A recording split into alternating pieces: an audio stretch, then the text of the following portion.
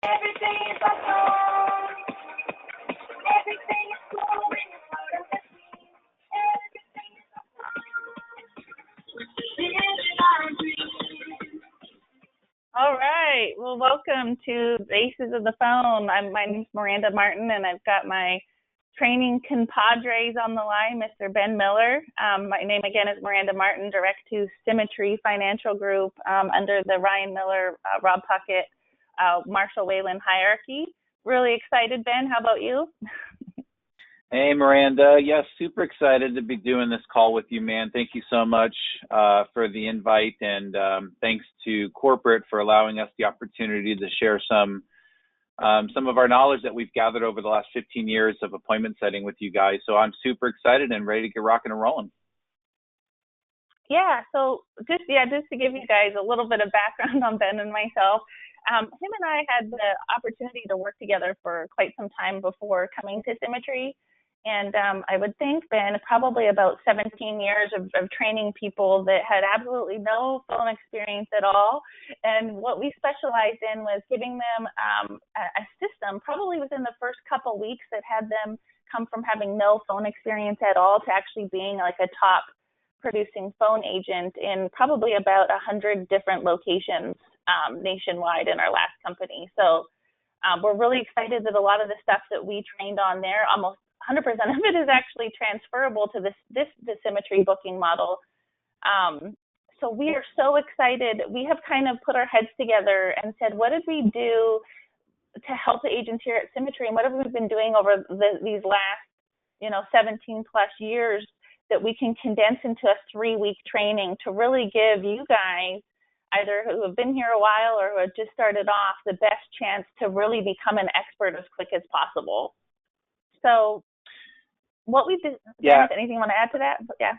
Yeah, no, I would just say that, when I first got started in Symmetry, one of the things I got excited about was the fact that, you can actually outwork your skill set here, right? And in the beginning, Miranda, I don't know about you, but I was probably extremely terrified on the sales process, but I was actually quite comfortable on the appointment side. So my strategy was simple. My strategy was to make more appointments than anybody else because I needed to see more appointments to be able to get better, right? All around. Get better on the phone, get better in the home.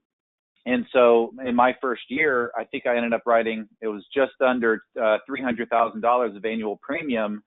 My close rate wasn't the best, but you know what I was able to do? I was able to outperform everybody else on the appointment side.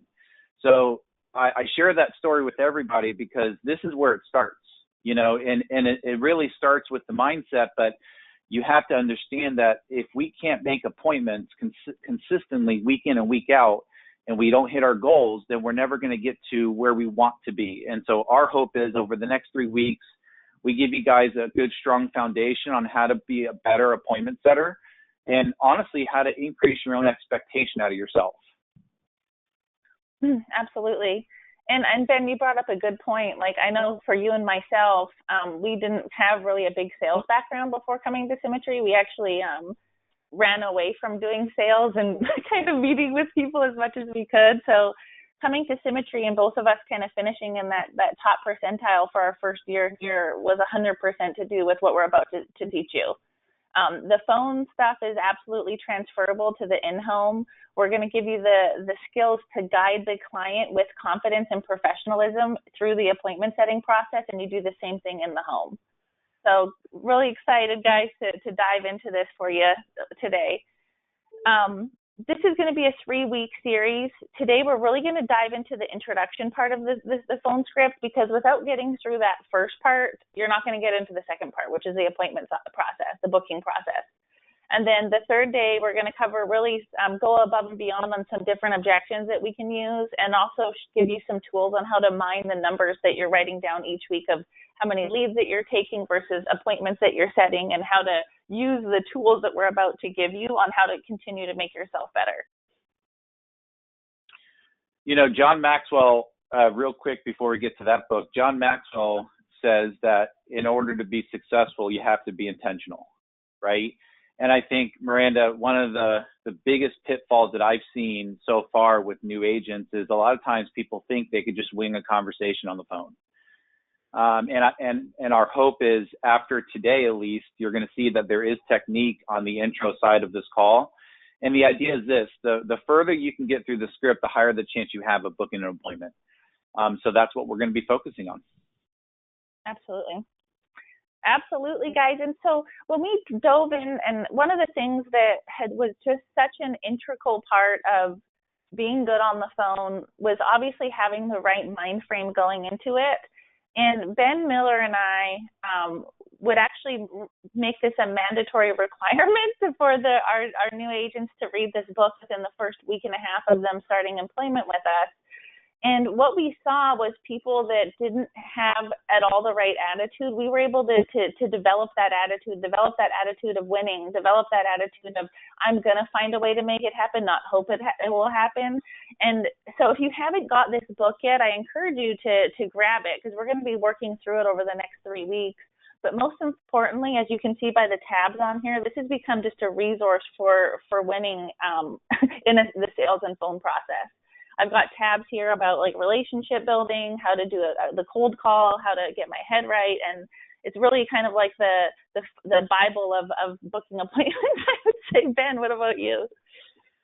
No, it's true, man. Because especially when it comes to phone work, it's just not the sexiest part of this business, right? There's so many things about dialing a phone that most people don't like, and what happens is we psych ourselves up. And unfortunately, a lot of times we psych ourselves in the negative aspect. Like we're dreading dialing. So we keep thinking thoughts like, oh my God, it's dial day. Or we are dreading a type of lead, or we're dreading the people that are saying no to us all the time. So our subconscious will continue to look for supporting evidence that will help, that will basically help you feel the way that you want to feel. And if your goal is to feel negative, because that's what you're feeling, your subconscious is going to find all the reasons for you to feel negative. So what this book does, and I love it, and it was perfect for us in our other business because we were hiring telemarketers. We were hiring people to make cold calls and to dial or to answer inbound calls and to book appointments. But here's the thing: how they thought about those leads before they started doing their work totally depicted or totally made whatever the result was going to be. If they were afraid of cold calls, they never did well in terms of results. If they loved inbound calls over outbound calls, they did better with inbound. So it's the psychology of thinking here, and that's why we made this book so mandatory. So we're going to share just a couple things with you kind of as we go through the phone training this morning with you, but really the chapter 1 is really believing that you can do it. It says belief is, they trigger the mind to find out ways that you're going to make things happen. Believing that you can succeed and placing confidence in you. Sometimes one of the biggest pitfalls is I hear the word try. It says, okay, I'm going to give this a try. I'm going to try to get 15 appointments. I'm going to try to do this. Well, here's the thing. The definition of tries is expecting to fail in advance, and you're already telling your subconscious mind that you're not going to do well, So we've kind of self-defeated us before we got started. Yeah, in chapter 1, it talks about Mr. Triumph and Mr. Defeat, right? And it depends on how we're feeling who comes to bat for us. And when I first got started dialing, Miranda, honestly, when I heard that all I had to do was book 15 appointments, Mr. Triumph was out there defending me because I knew 15 appointments was possible. I just had that belief in me because in our old business, we were booking 20, 30 appointments a week. So 15 to me was definitely something that was doable. Now, other people might come into this business, especially if they come from another insurance agency where they're only maybe booking 5 or 6 appointments and they hear 15. Now they think that's going to be hard. So in their mind, they're saying to themselves, I don't know if I can do this, but I'll give it a whirl. I'll give it a try. And by saying that, you've already defeated. You've already been defeated. And I have in here, Ben, I have on the top of the page there about Mr. Triumph and Mr. Defeat. It says, is it a bad day or is it a bad attitude? And I just thought that was so good. That's awesome. So, yeah, no, it's basically, so jumping into the next chapter, this is something that we really wanted to hit on before we give you guys some actual meat and potatoes that you can use on the phone, because they bring up a point. It says, cure yourself of excusitis, the failure disease. And when I think of this, it says, study the lives of successful people and you'll discover this. All the excuses made by the mediocre fellow could but aren't made by the successful person. So what they talk about is that the excusitis disease falls into four different categories. The first one is health.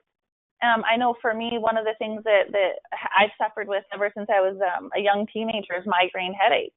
So a lot of times I'd be on the phone and I would be dialing and my head would just be pounding. And the last thing I wanted to do was talk to people. So what they talk about in here is, you don't make that your excuse, because each time that you talk about something and you say it out loud, you've now embedded that thought even more into your subconscious. Even if you think it's embedded, but now that you've said it out loud, now you've put it out there. And so what they say is, obviously people go through health, but the biggest thing that you can do to win on the phone and win in sales and win just basically in life is to do your best not to talk about it.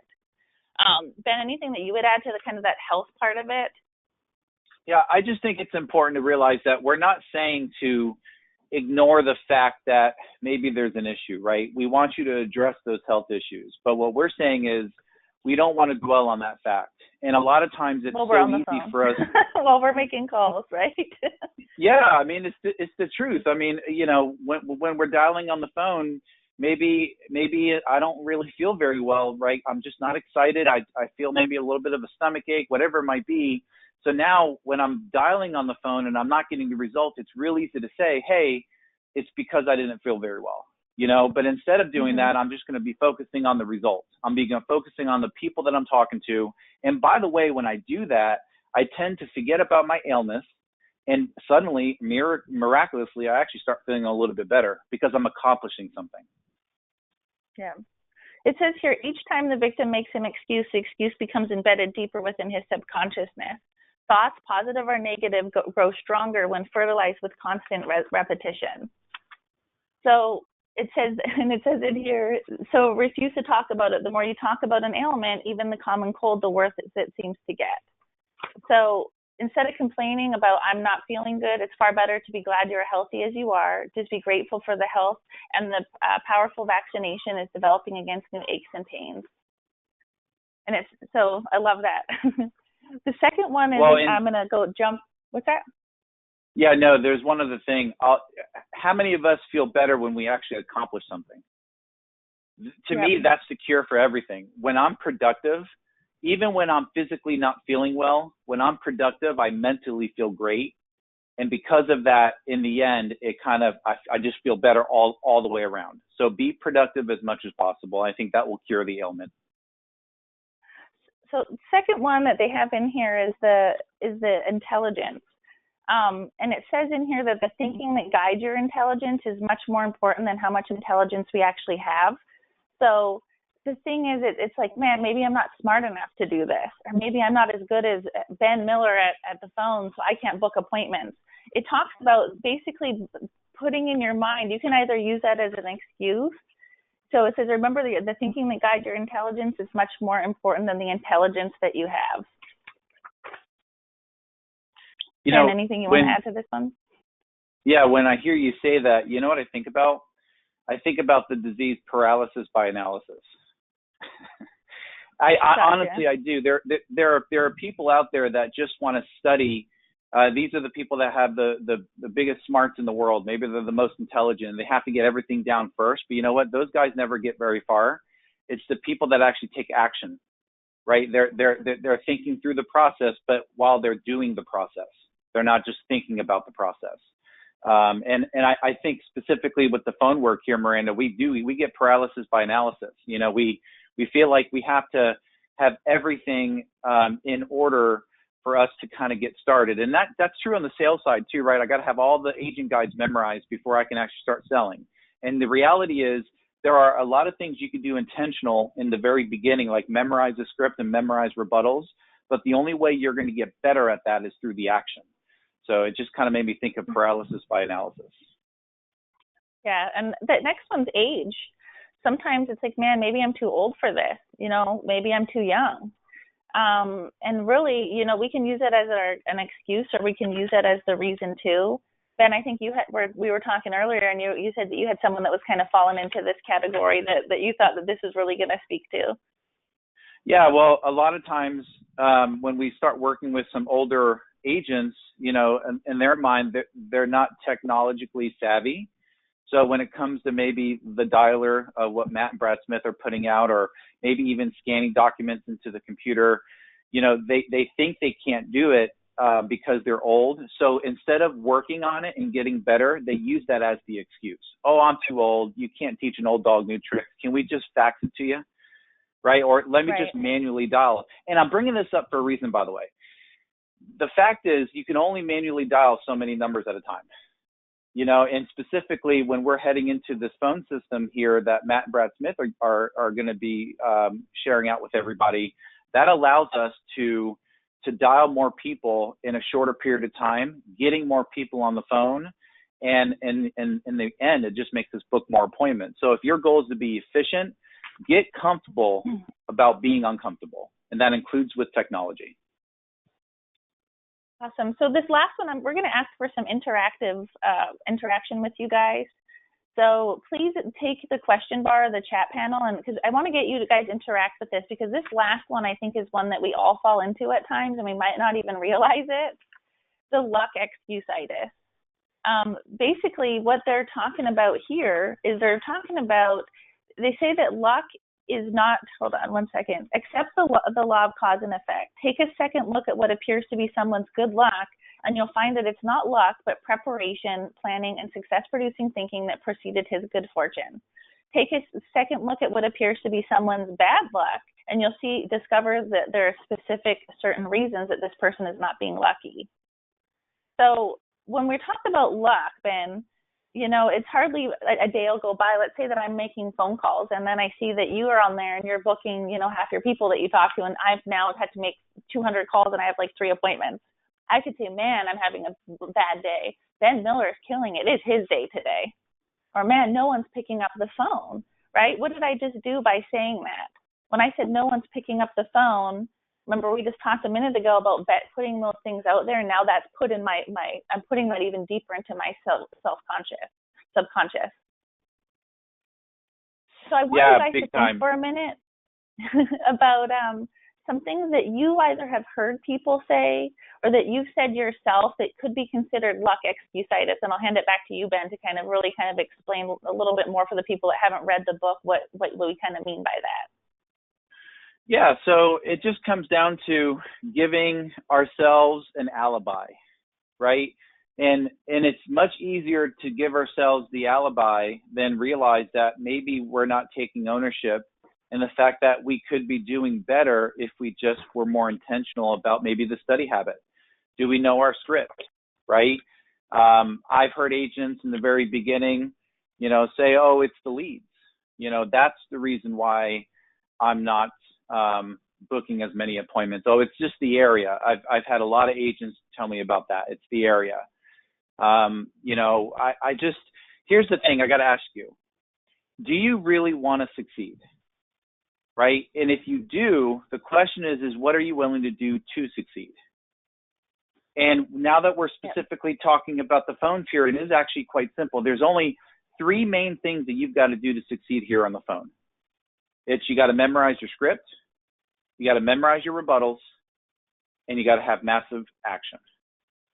You do those 3 things and you're going to win. You can't look outward. You got to look inward. I know it's easy to do because in the beginning, Miranda, you and I actually we had this pitfall. We were experts in our other field, and it was with appointment setting. So it was very common. It made sense that when we came into this business that we felt like we were already king of the hill. We knew what we were doing. But Miranda, you and I both suffered a little bit in the beginning with the learning curve because booking appointments here was not the same as booking appointments in direct buy. Right. So we had to give ourselves that learning curve, but we looked inward. We knew it wasn't the leads. We knew it wasn't the territory. We knew it wasn't the fact that it's hot out or that it's summer or that it's Christmas or that it's Valentine's Day. Like there's a lot of things you can do that can say that's the reason why we're not getting the excuse. Or that we're not getting we've had some people chime in here, and they actually said something that we had on our list, but no one's picking up the phone today. It's a holiday. Everyone's rude. No one's interested. Like, these are all things, guys, if you catch yourself thinking it or saying it, is that helping you go into the constructive pile, or are you putting the reason that you're not winning in the excuse pile? If you're not getting a lot of people picking up, I get it. That just means we got to make more phone calls. If everyone's not interested today, that means that they're not interested, or are we not being interesting? Are we not smiling? There's always, always, always a reason that we're not having the results. We just have to find it. And that's what we're going to show you guys how to do here in a minute. Ben, you had said Brian Pope made a mention on a conference call recently about the word, when someone starts a phrase with everyone or something. What was it? It was so great. He said it a long time ago, and it just echoes in my head. He said, as soon as somebody says everyone, I stop listening, because that's not true. It's like, as soon as you hear, and we were talking about a lead source. In fact, this is, I think, in the beginning when we were developing the call-in leads. But when somebody says everyone, that's just how they're feeling. They're feeling it is everyone, but in reality, it's not everyone. And that's a huge example of maybe us being a little bit dramatic on our feelings and not taking the right approach of saying, okay, so if everyone, I'm going to kind of throw it back to you. If everyone is rude, then what can you do to prevent that from happening? Or what can you do to create less rude people? Let's role play a little bit. Let's see how you're coming across. How is your day going? Did you do anything to do self-development today before you started to dial?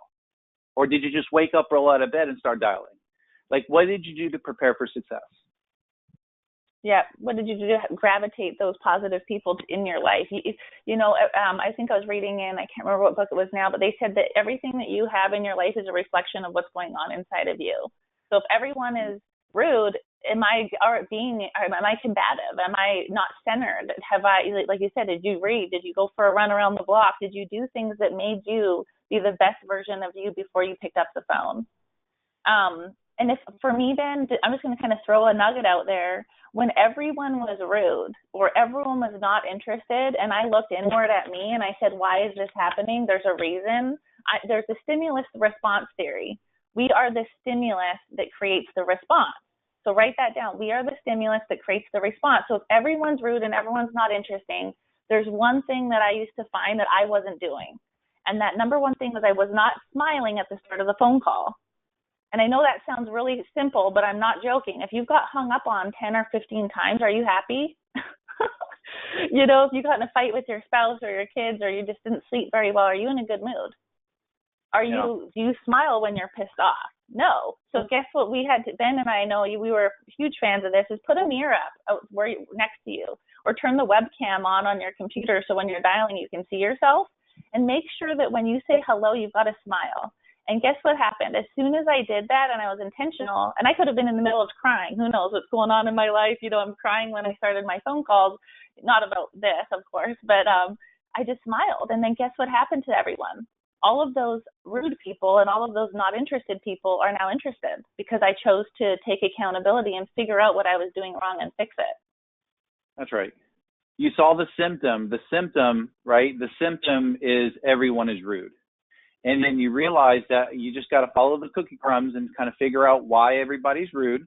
And we always have to start working inward. I'll tell you this, Miranda. When I first got started in Symmetry, one of the things that I had a hard time kind of focusing on was the fact that I guess I didn't understand what the right expectations were. And because I didn't understand what the right expectations were, I felt that I was doing worse than I really was. And so, and then this is what would happen for me. Because of all the work we've done on the phones, I realized that the person I'm talking to next has heard me one time. I might have given the script a million times, but are they getting the best version of me? And if I allowed myself to get frustrated because of a simple misunderstanding of what I can expect out of the leads, which you guys are seeing here on the screen, because I didn't understand what I can expect as a result, I made myself feel worse than I really should have. And often, especially with new agents, we start them off on the bonus leads, maybe the 3As or the 4As or the 1As, it doesn't matter. Last week, Miranda, I had an agent who was dialing the 1As. She spoke to 20 people and booked 3 appointments. And she felt that she was doing terrible. terrible. She Right. called me because we always ask her, hey, after you talk to maybe 15, 20 people, call us and give us an example of maybe what's going on and how you're feeling, et cetera. She felt defeated. And number one, I guess if she hadn't called me, she would have felt defeated the entire day, which means her results would have definitely gotten worse. But number two, after I let her know that 3 appointments out of 20 contacts is phenomenal off of the 1As, because you should expect 1 appointment out of every 10 to 15 contacts, she suddenly felt like she was a champion. And then she went on to finish that day with 10 appointments. So all I'm saying is sometimes the way you're feeling is a simple fix. It's maybe just a simple misunderstanding, but you got to communicate. And that's the best part about this business. It's the relationship business. You got to communicate with your mentors. Yeah, absolutely. And guys, what I would recommend is take a picture of this with your phone right now, or a screenshot of it. Because what we recommend, and this is so critical, is knowing what your goal is for yeses and nos when you're dialing. So, for example, that agent that Ben's talking to, let's say she wants to book 10 appointments, right? On those lead sources, she's probably going to need to have about 100 people say no and 10 people say yes. Okay? If we're calling on A leads, right? If we want to book 10 appointments, we're going to probably have, I don't know, Ben, what? We have 10 appointments, and then that means we're going to have 5 people that said no, right? So the conversions are going to feel much better when you're spending the extra money on those leads. But I know for me, when I was new, I didn't want to do that. I was kind of in here because that was where I was more comfortable while I was figuring out what I was doing. So for 10 no's, on the 5A leads, now I'm looking to get 10 no's and 50 yeses. So whenever people said no, I just felt like I was closer to reaching that goal of the people that were supposed to not be a good fit for me. Does that make sense? Oh man, this is so powerful. And guys, this goes all the way up to the leadership side. As an agency owner, or as somebody who's building their business, when you get somebody on board, part of your job is to help set the realistic expectations. Because if you don't do that, you're setting them up for failure. And I learned that just by making my own mistakes. I didn't do this, even though I knew I should do this. In the beginning, I didn't. And I was finding that a lot of agents were getting frustrated over the results the first couple of days. Now, once I set the right expectation, now they look for this. And when they hit those numbers, they feel good. And because they feel good, they're giving better presentations and they're getting better. They're more open-minded. So super, super critical. Please know these numbers.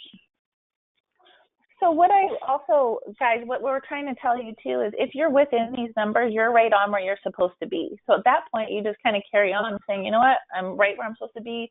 But if you start to get outside of these numbers, so let's say your numbers are skewed, you have 1 appointment and you've had 50 people say no and you're calling 5As or something, once you start going above that average, now you've got to look inward and say, well, there's something I'm doing it's fixable, right? And it all comes down to a science. And I had someone ask me, how do you keep your leads separated to know the type? I actually would just keep them in bucket. Like when I printed them off, I'd print my 5s and 4As off together. My A leads I kept separate. So that way I knew what lead sources I was calling. And then that way I could check my ratios by keeping track of the ones I was calling on like a tick sheet. And then take, 5 minutes at the end of the night or maybe after an hour to see what your ratios are. But if you don't print them out of opt by the lead source themselves after you've printed them, there's no way for you guys to see that on the lead unless you look them up individually, which takes a lot of time. Yeah, but the rule of thumb, though, is this. You got to make sure you track your results regardless. Like, we don't mean track it results by lead source. That's going to happen as a default because the lead source is in opt, like what type of lead it is. What you got to do is just do the best that you can throughout the day dialing. Make sure you track your contacts, your dials, etc. And then we'll have an idea of where you stand compared where you should be, and then we kind of go from there. And on the third class, we're going to go over kind of how to mine those numbers and how to look for trends and such. But the big thing that we want you guys to do is just start tracking it if you're not. Another recommendation that we make as a non-negotiable for our serious full-time producers is that for me to get the numbers that I did when I was in the field, I averaged about $35,000 a month in production. And The one thing that I can tell you was my non-negotiables. I always had 15 appointments per week. But even if we work out the average, that's 5 contracts a week times $1,000 APV. So really, that's about a $2,200 commission on that for the week. Obviously you're going to get paid, 75% of that up front. But as you move up the contract levels for that same amount of work, now you've made like $4,000 for the week. Just doubling that just because you've moved up the contract level there. So that's what Ben and I kind of train on, is that 15 appointment mark is really like a non-negotiable for the people that are full-time on our team. Yep. Anything that you'd add to that, Ben? Yeah, and I want to say that you can get to your 15 appointments whether you're working new leads or old leads. It's true. The only difference between the new lead and the old lead is that the old lead requires more activity. And I got to tell you this, in the very beginning, by you working the old leads, you're going to get a lot more experience because you're getting all of those, all those objections coming up. It is a little bit harder. That's why the results, maybe 1 out of every 10, 1 out of every 15 will book for the 1As versus our A leads 2 out of 3, right? It is going to be more challenging, but think about it. You're working out muscles that are going to be needed in the future. If you can get really good at those old leads, quote unquote, you're going to kill it once you get to the new leads, right? Absolutely. So you can get to the 15 appointments no matter what. So let's move in then to how to do that, the first part of this call. Now that I know that our minds are in the right spot and that we know that there's an answer to win, now let's talk about how to do that introduction. Because what we find is if we can get through this first paragraph, the first paragraph of the script, the client is qualifying you, okay? They're deciding if they want to stay on the phone with you. And then later, once we get into asking them their health questions and such, we are now qualifying them. So one of the big things that I think is super important is not only to say the script. We're going to assume at this point that all of you have your appointment setting script memorized, because I know most of you probably made dials already before, and if not, let's get that memorized, because when you have it down stone cold killer, now you can focus on how to say the words, not what to say. And you can talk about things like we call it lifing up your words. It says people go along with the fellow who believes that what he says, he says it with life. He puts vitality into speaking, whether you're talking to a garden club, a prospect, your children, and put enthusiasm behind what you say. A sermon delivered enthusiastically may be remembered for months, even years, but a sermon developed without enthusiasm will most likely be forgotten 167 hours before next Sunday rolls around. So when we're doing these phone calls, we are the stimulus that creates the response. And Jeffrey Gitomer says in his book, Red Hot Book on Selling, if they're not interested, we're not interesting. I love that. And and then that's where that smile comes into the start of the phone call. Some of the common pitfalls is being unprepared at the beginning of the phone call. Not really knowing who to ask for. Sometimes you don't even know it's the mortgage company, so us having that highlighted and just being prepared is really important. Sometimes we use weak language, and we're going to kind of dive into this real quick. And other times we'll go up at the end of sentences and sound like we're asking a question instead of making a statement. Other times we're going to pause and actually give people a chance to hang up on us. And it really just sounds like we're unsure and we're asking for permission to keep going. So let's dive into that, Ben. I know let's talk about asking for who answers the phone. Let's talk about that. So here's the thing, right? If you guys are taking notes, I would write this down. If man answers, ask for man. If woman answers, ask for woman. If child answers, ask for woman. So what does all that mean? Really, the simple part of it is ask for whoever answers the phone, okay? So many times do we get lost just in the hello part. We can't get past that. So if my lead says Jeff Smith and that's the only person listed on the lead and a woman answers the phone and I ask for Jeff, now suddenly I'm talking to the gatekeeper. And I spend the first 2 or 3 minutes trying to identify who I am and why I'm calling, and while that person's trying to figure out whether or not they're going to hand the phone to Jeff. But in reality, that person on the phone was probably the spouse. So if I had said, "Hi, Mrs. Smith, please." Yeah, this is her. Now all of that other stuff would have been avoided. And I could have gotten to the meat and the content of why I was calling much sooner, which would have grasped her attention. And now her defense mechanism is not up. She's listening, and a higher chance for me to proceed through the intro. So the key is ask for whoever answers the phone. Miranda, anything else on that? No, you nailed it. And guys, I know that sounds really simple, but it gets messed up. And one of the big things is you only have 3 seconds for them to decide if they want to talk to you. And that's why you've got to smile. "Hi, Ben Miller, please." Or as Casey says in his training, which I just love, he says, "Oh, hey, Ben, my name's Miranda." Don't even ask for who it is. Just say, "Hey, Ben, my name's Miranda." Everyone at these days has their cell phone mostly on these lead slips. So if a girl answers and you got the first name, just start talking to them. We don't even have to ask for anyone. And chances are 99% of the time you have who you're calling for. And I love that. And again, what I would recommend is while the phone's dialing, just take your highlighter out and highlight the mortgage company. Don't set aside unless it's not prime dial time to go ahead and highlight those leads, but you do want to know where that's listed on the mortgage company on that sheet there. And this is where recording is going to come. Sorry, Mer. Yeah. This is where recording your calls are going to help too. So if you don't know if you sound credible or not, or let me not use that word. If you don't know if you sound confident or not, record your call and listen to it and tell me if you would stay on the phone with you. You know what I mean? If you're sounding like this, "Hi, Mr. Smith. Hey, Mr. Smith, this is Ben Miller, and I'm calling you in regards to your mortgage with Wells Fargo. And the reason why I'm calling is, see, that all that hesitation makes me feel like you're a sales guy, or you're a telemarketer, or definitely somebody I don't want to talk to. But if you come out of the box strong, confident, no hesitation, no verbal tics, knowing where you want to go, knowing what you're going to say, they're going to listen to you, just like in the home. People want to follow people who know what they're doing.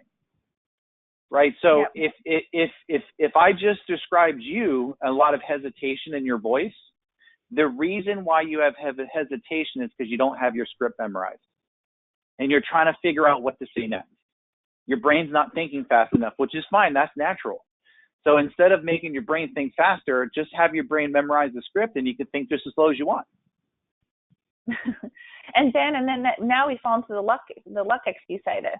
Well, these leads aren't very good. I wish I had better leads today. Is it the leads, or is it the fact that we don't sound confident in our introduction? And really, or the only way we know the answer. What's that? Sorry, bud. I was going to say, the age excusitis. I'm too old to memorize the script. My brain doesn't work that way anymore. Yeah, and then that's when affirmations kick in. That's when you program your mind to say, "Yes, I can do this. Yes, I will memorize this." But guys, this stuff is so important. And what ends up happening is sometimes I could ask Ben, "Hey, did you sound confident on that call?" "Oh, yeah." But what we think and what actually happens are two different things. I remember I would go listen to my own calls. Sometimes I was really frustrated and my client was being really challenging, and I wanted to know, man, did I sound as bad as I felt on that phone call? And sometimes I actually did a lot better than I felt, and you'll find too, by recording your calls, you're going to sound a lot different than you think. And that could be a good thing. And you can sound a lot better than you feel, or you could really identify some of these things we're about to talk about. One of the biggest pitfalls I see here, Ben, is a lot of times too, especially when people don't have the confidence yet, is they're going to pause by accident because they're kind of waiting to hear if the person can hear them, or they're waiting to hear if the person is interested. I don't know. But they pause at the end of sentences. And they'll say like, "I'm calling about your mortgage of $250,000 with Wells Fargo Bank," and then pause. Or the Wells Fargo Bank, and pause. And as soon as you guys pause, what does that give the client a chance to do? It gives them a chance to hang up on you. Yep. Or they start asking you a question, and you don't really want any questions, because during this first they are qualifying us. We've got to do this with posture. We've got to do it with not going up at the end of sentences, and we've got to do it with professionalism.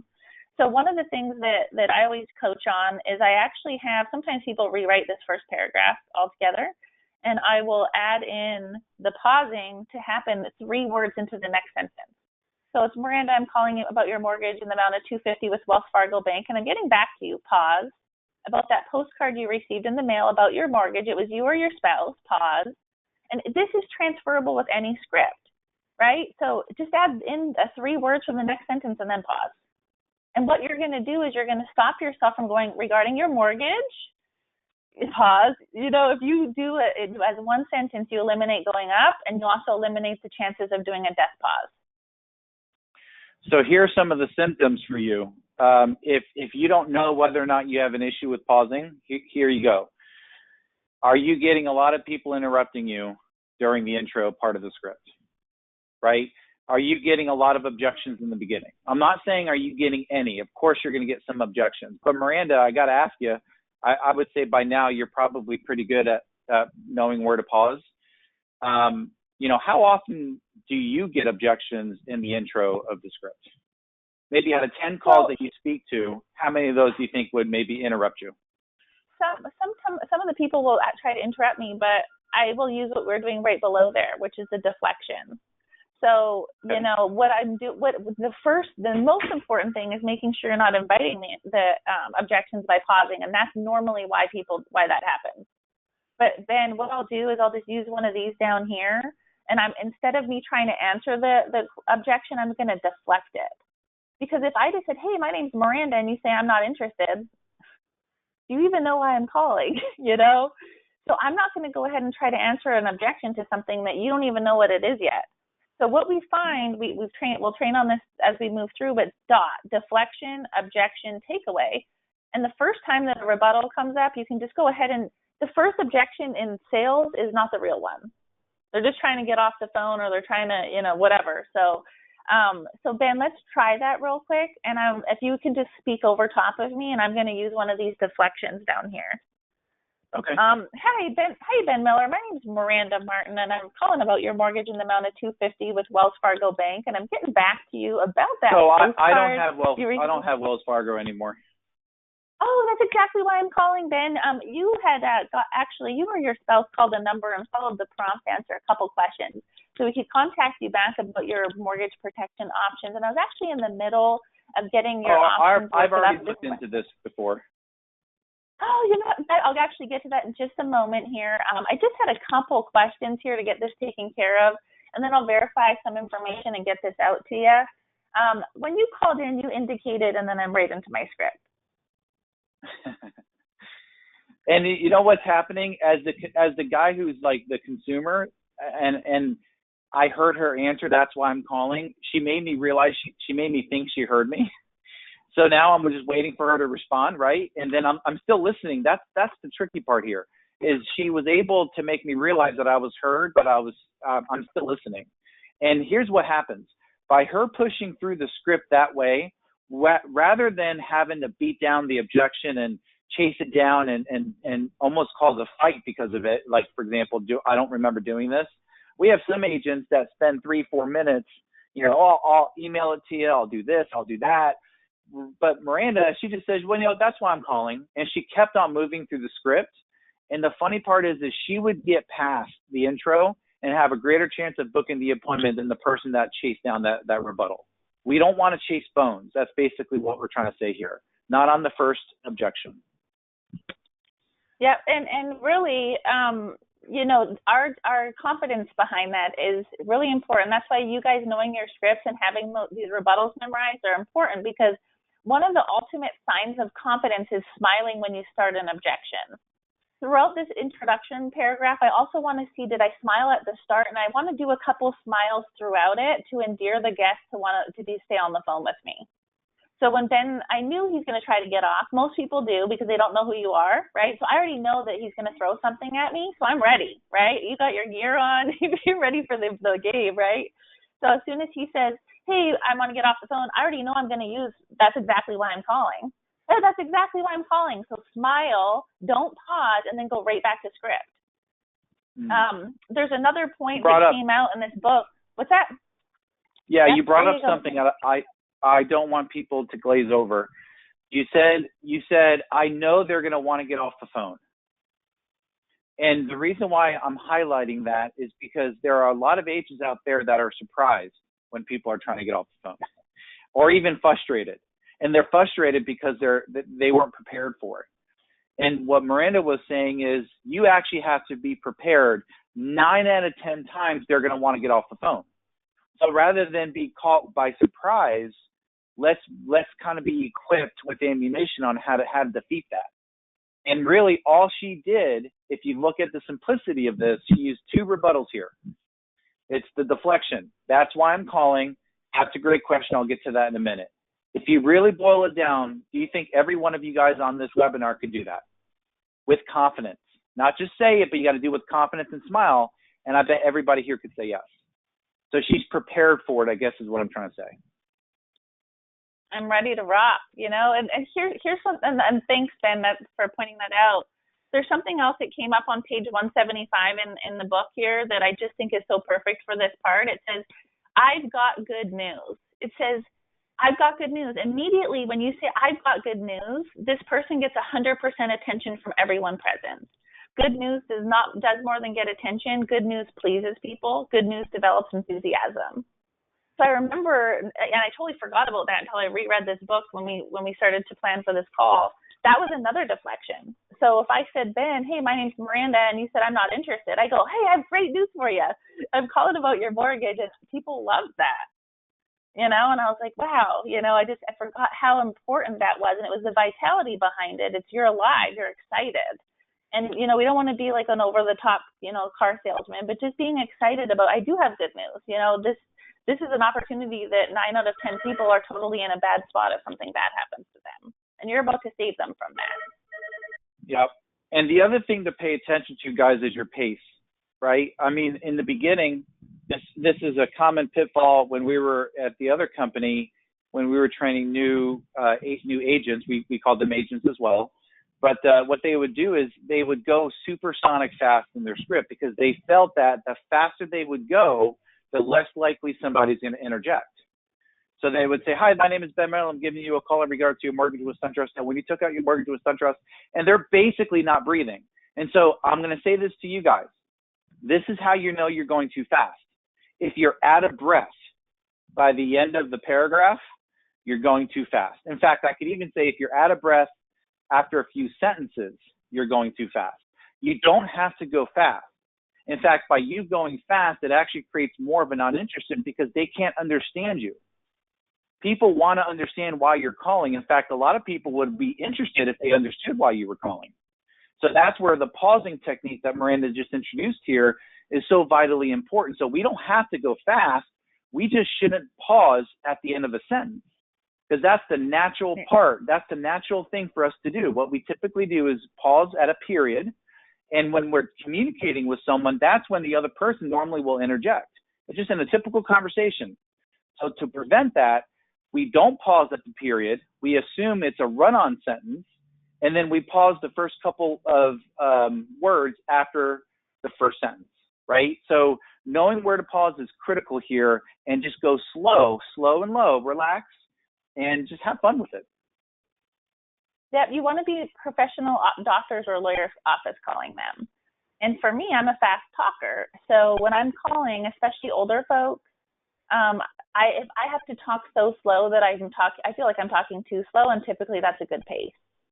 And if you speed talk, you sound like you're nervous. And so that could be another. Ben, that's a great point that you could get people not interested because you did that too.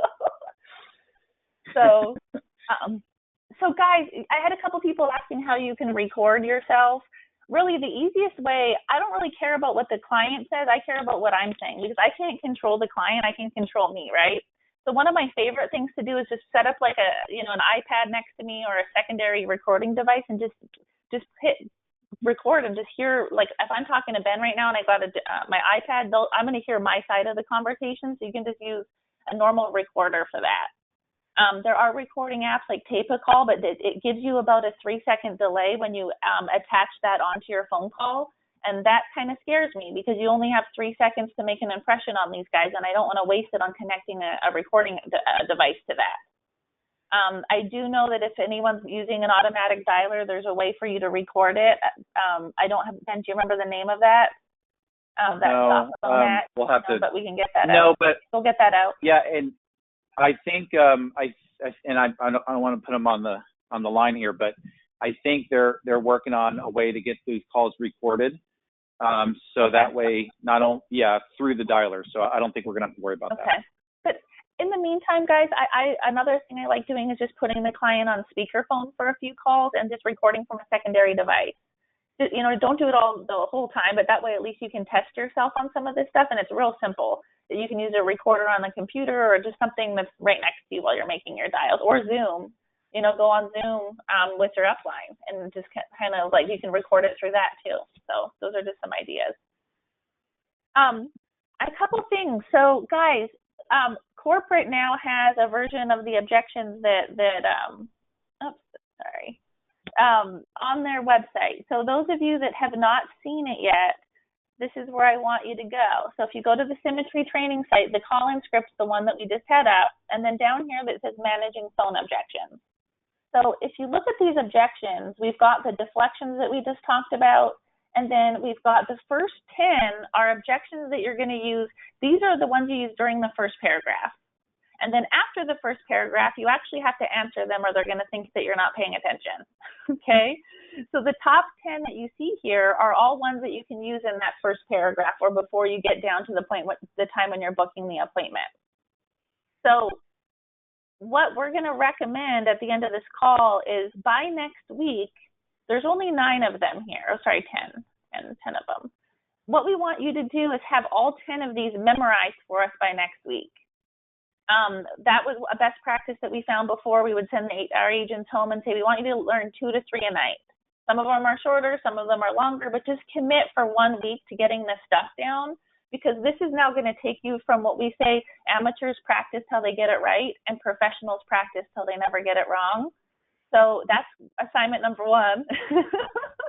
But before we kind of dive into the end of this here, Ben, I just want to talk about 3 of the most common objections that we get in the first part of the script and the mindset behind it. So you guys are going to go memorize those rebuttals, so we won't spend a ton of time reading those over, but I just want you to understand why they are important. So Ben, you want to take the top one? Yeah, so let's first talk about the I don't remember that. That's a big one. And Miranda, you and I did a training, I think, at one of the conferences, and we actually focused a good amount of time on this concept.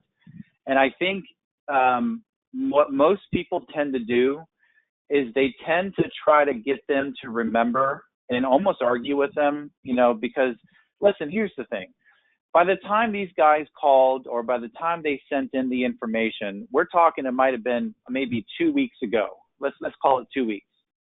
And how busy are you in the 2-week period? How many things do you accomplish? How many things do you do? How many things are going through your mind?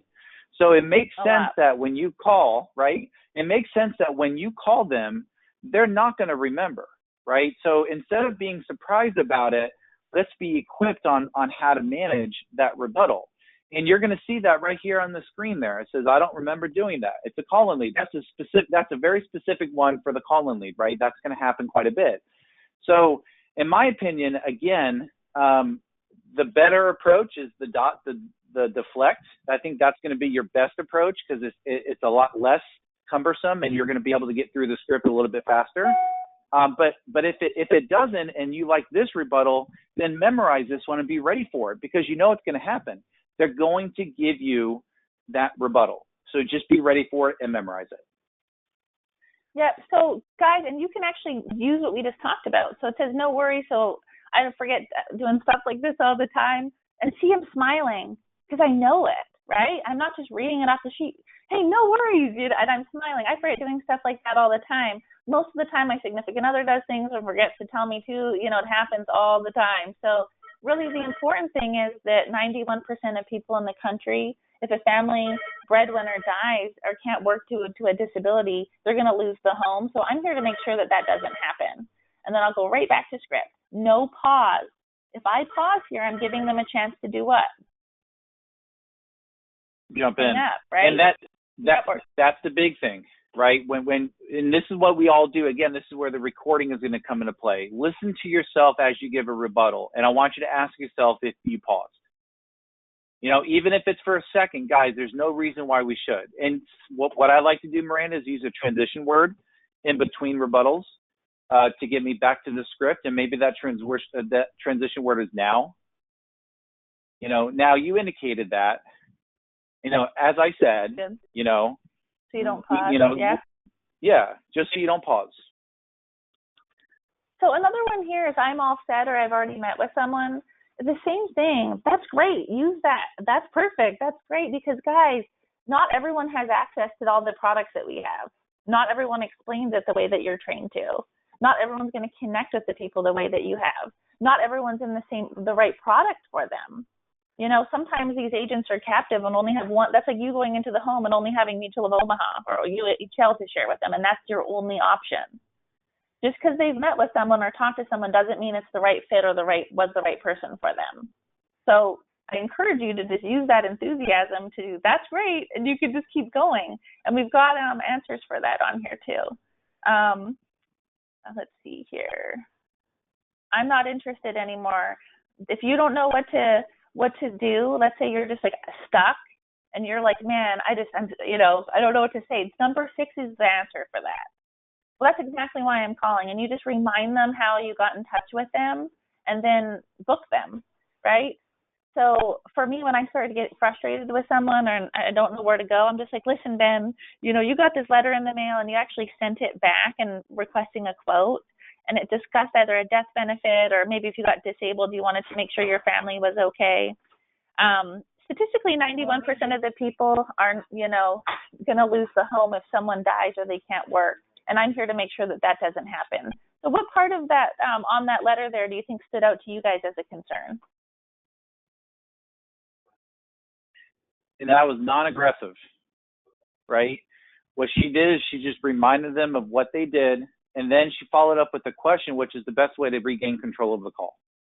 So now they're answering back to her, and now it's hard to be defensive about that. They're going to give you an honest answer. Well, yeah, I was just concerned about if I died, I want to make sure my wife had a place to live. And now she's got somewhere to go with that. Right now she's gotten back in, and now she's going to continue with the call. And what might happen, Ben, is they might still be being silly. Well, I don't care. They can figure that out. And I'm like, okay, well, if something happens, like let's say if you die in a car accident tonight and you don't come home, is your family going to be okay? And if they say that most of the time that's gonna wake them up, and if it doesn't, at least you've tried at least 2 times to help get them interested. So that one right there, this is an honorable mention, But again, I really our homework assignment to you is to go through and some of these are bigger, but memorize 2 a day before next week. Sound good? I like it.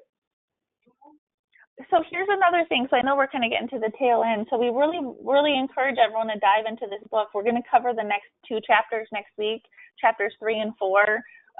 And then we also would like you to all record at least 3 calls this weekend and play them back and look for the things that we talked about. So take a picture of this with your phone. Sounding prepared. How did you sound at the start? Were you smiling? Did you know who to ask for? Did you have death pauses? Where you took a breath at the end of a sentence and it gave the client a chance to interject. Were you going up at the end of your sentences? Did you smile when you started your objection? Did you hesitate before or after your objection? And I know that this is a lot, but this is only the first paragraph, guys. And if we can beat that first paragraph and lead them through, all the time corporate's asking us to do trainings on how to do well with all lead sources. It's not this is the answer. Right here is this. We can get fancy footwork with all this other stuff too, but guys, let's become a master at our craft. Let's master the material, let's master the way that we present it, and you guys are going to be successful with whatever leads that you get. Got it. Miranda, thank you so much, man. You are extremely talented. And I love doing these trainings with you. And guys, if you, I tell you what, man, the next 3 weeks, these are 3 weeks heading into conference. How awesome is that? So we're going to get all of the best training possible on the phones. We're going to head into conference, get amazing 2 full days of training there. And then we're going to be able to come out and just explode. So take advantage of this. And if you have any questions, let us know. I'm having a couple questions in the sidebar that said, where do we find these scripts? So guys, it's on the SFG Life website under the training tab, under guide scripts and more. So we've got the call-in script that we just showed you right here. That's the one we'll be using to train on this over this class. And then the rebuttals I just showed you are under managing phone objections. So when we say memorize 2 a day, write them down and put them on cue cards. You know, write them out 7 times. Say them out loud 7 times. You know, do it a couple times a day, because guys, the more that you've mastered these the way that they're written, you're going to do better. So get serious with that. That right there, Ben, I think was probably that, along with reading this Magic of Thinking Big book, was the reason, and the things we're going to continue to share with you, was the reason that we were able to take people with no experience and turn them into winners very quickly on the phones. And we look forward to helping you guys with that too. Just one more thing here. I'm just seeing if I have any more questions. I'm going to go ahead and throw up the one that I asked you guys to take a picture of before. I've got a couple, this one here, the lead expectations. So take a picture of this one too, so that you guys can write out what your expectations are of yourself on the phone today. And definitely, after you guys have done your recordings of yourself, I encourage you to report back to your upline on what you found on those phone calls. Our idea with this class is for you guys to become an expert at learning how to teach yourself, and then that is going to make you an expert at helping you train your growing team here at Symmetry. So we're all set, guys. Thank you so much. Everything is great and everything is awesome.